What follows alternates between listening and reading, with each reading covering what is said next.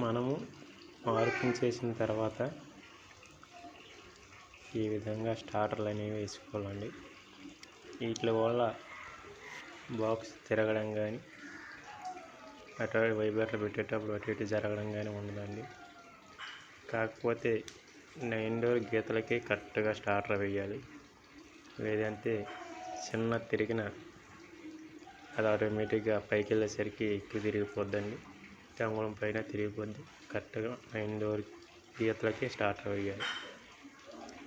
వేసిన తర్వాత బాక్సులు బిగించేసి రాడ్లు సెంటర్లో ఉన్నట్టు చూసుకోవాలి.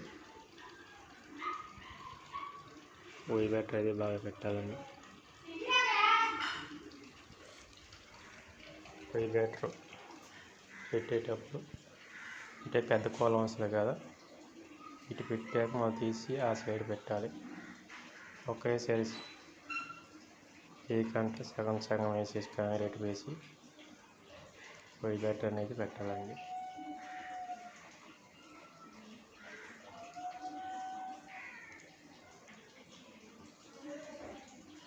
ముందు రోజు టాటర్లు వేసుకోవడం వల్ల బెనిఫిట్ ఏంటంటే పెద్ద కొలమ్స్ కాబట్టి మనకు కరెక్ట్గా అనేది వస్తాయండి.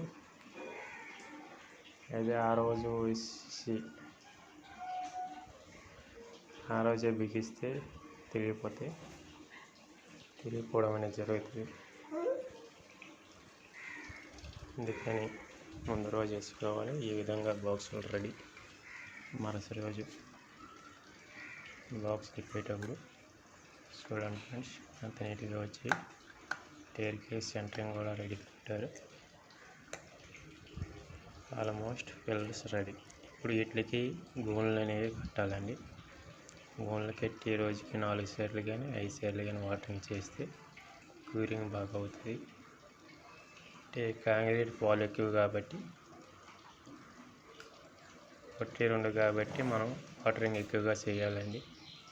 లేకపోతే రాడ్లు టెంపరేచర్ వాళ్ళు పేలగొట్టేస్తాయి.